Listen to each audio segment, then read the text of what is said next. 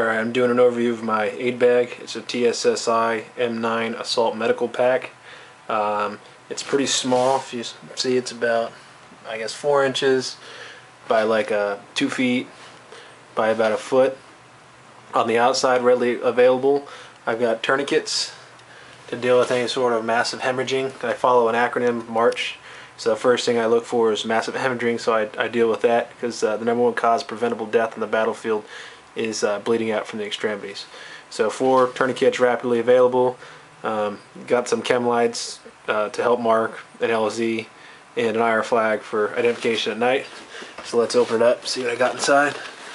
I keep all of my tabs in the center so I know where to grab everything too. So when you go through the compartments, you'll see that all the little dummy cords are in the center, so I don't have to fish around and wonder where the zippers are at. When you open it up, I've got it going according to that MARCH acronym I said before. Second step after controlling massive hemorrhage would be controlling the airway. So the top pouch here deals with airway. I've got 2 nasal pharyngeal airways. I believe they are 28 size.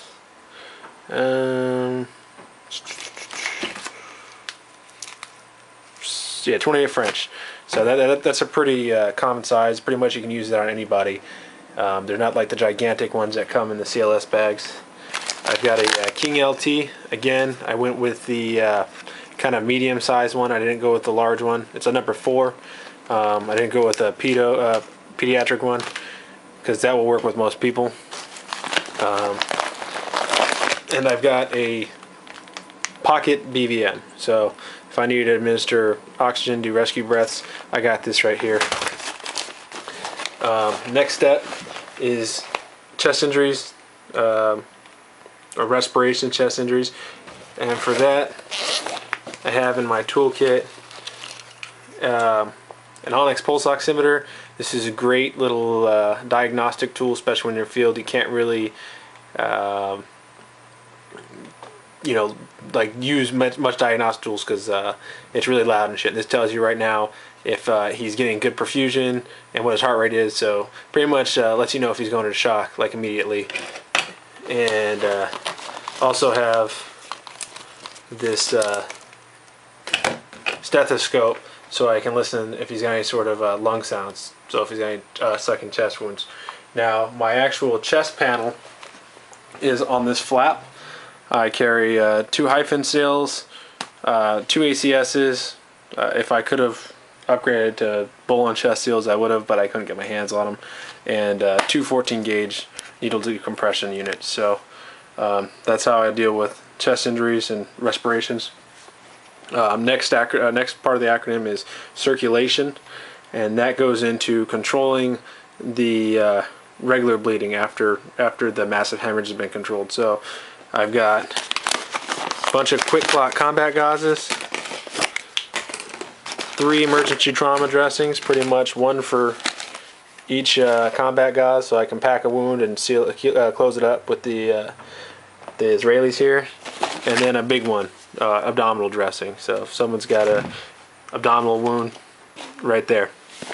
Oh, another thing to mention for airway, we've got a little Suction Easy suction bulb. Suction out their airway. Again, another thing for airway, advanced airway right here. It's a NARP Crike kit. It's got everything you need to open up their throat and stick this little tube down there so you can hook the BVM to it. Continuing on with more circulation. Got a bunch of S-rolled gauze for packing wounds, dealing with burns, things like that. Ace bandages, you can use these for ortho, or again you can use these to make bandages, to bandage the dressings, the S-roll gauze. I have some Hemcon Chitosan bandages. These really expired, but 18 Delta ones told me that these things are like wine. They actually get more effective with age, so I kept them. Not sure how true that is. Hopefully it's true. And then again, I got some cravats. Like the Ace bandages, you can use them to bandage up some of the S-rolled gauzes, make dressings out of them, or you can deal with ortho, make splints out of them, sling and swath. or use them to attach something like a SAM splint, which I'll get to later. Continue on with bleeding. I've got a bunch of North American Rescue Products saline lock kits. These come all pre-packaged. Now I'm not a big fan of the catheters. They kink a lot. I've had bad luck with them, but it comes in this really neat package. I got some Penrose tubing to use as constricting bands, because the Raptor bands right here, I'm not a big fan of them. They're not very effective in my opinion. Final section of this bag is, I call it my gay shit pouch. It's pretty much my non-life-threatening kit, minor wound kits, band-aids, steri strips, alcohol pads, medication, carry ibuprofen,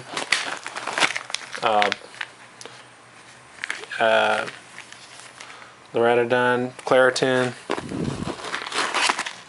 fucking Benadryl, and loperamide, shit pills. Gotta go everywhere. Can't leave home without it, especially if you're an infantry company. A little bit of moleskin. That's about it for my minor wound kit. For next part of the acronym, after the chest injuries and circulation is H, which is head injuries and neck injuries. So got an ACE C-collar in here. Also, like I mentioned before, SAM splints, ortho. A lot of people also forget though, when someone gets shot through an extremity, or even, bones break. Bullets going through bones will break them. So SAM splints are really useful for gunshot wounds too. You pretty much want to splint up any sort of gunshot wounds you come across. But this pouch down here is where I keep fluids. I roll them up in these little things I call burritos or cravats. On the outside, this just probably really expired. Yeah, it expired last year, April last year, and I'm not a medic anymore, so I don't have a way to restock. But I put the type, the amount, and the date they expire. So this is a 500 milliliter bag of normal saline, and it expired last April. Then I tape it down.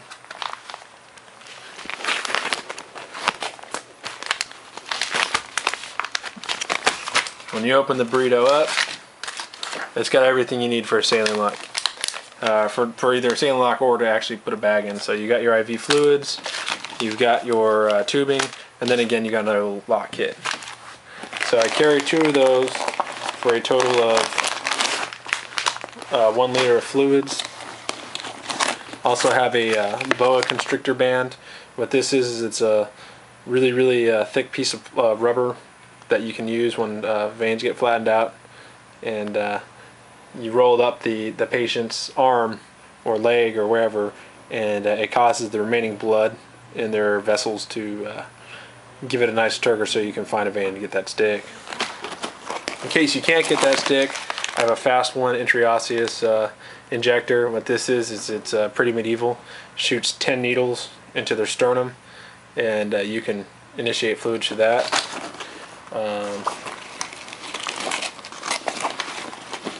Also got a sharps container because we gotta play safe. Real life, you just kind of throw the fucking needle and wherever it goes, some little shit third world country kid can play with it, find it and get AIDS, whatever. And then finally I have a traction splint. This is pretty useful because again, people shot in bones break. You want to stabilize those bones, and more importantly, we do a lot of vehicle mounted operations.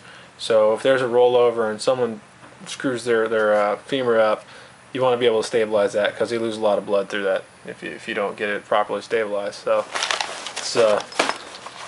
folds up nice and neat. It's all color coded. It's pretty quick. So even though this bag's pretty small, it's pretty lightweight, it actually can carry quite a bit. This is enough medical equipment. And when you think about it, considering that you're going to have CLS bags, especially the new CLS bags, which carry a bunch of shit, watt kits in trucks, CLS bags in trucks, and IFAKs on every person. So this one little bag is pretty much enough to support an entire element of like a platoon, unless you get in a really bad firefight, and then you gotta rely on resupply. Or you can carry a bigger bag. I had a stop too, but I preferred this one because this was all I ever really needed, and everything was right there. You open the flap and it's right in your face. There's no need to even really label it because everything is just sticking up right there for you to grab. So yeah, up here too, I didn't really get into this. Tape. This is tools, gloves, tape, and the diagnostic tools. So that's it. It's a TSSI M9 8 bag. And going back to that acronym, finishing up, after your head injuries, deal with hypothermia. Unfortunately, this kit really doesn't have anything to deal with hypothermia beyond putting fluids in to get rid of the, to try to deal with shock so they don't get so cold. It's too small to really deal with an actual, you put a real hypothermia kit with a space blanket and all that in it, unless you get like a really tiny one that you can roll up, which actually is kind of a good idea. Maybe I should fucking do that. And the last one is helicopter. So deal with that. I've got these chem lights out here so you can help signal the helicopter. Maybe a 9-line card would be good for Joes who don't have it memorized, but they should have it memorized. It should be all over the place. So this bag, deal with massive hemorrhage, airway by going into this top flap with your King LT, your MPAs, your bulb or your Crite kit, respirations, all your respirations and chest injuries, everything here, plus your diagnostics for adventitious chest sounds, and circulation, all the bandages. I mean, that's a ton of bandages for this little bag. Then head injuries, seat collar, hypothermia, need to add a space blanket, and then helicopter. So this thing pretty much can do it all. If you got any comments, just leave them on the YouTube.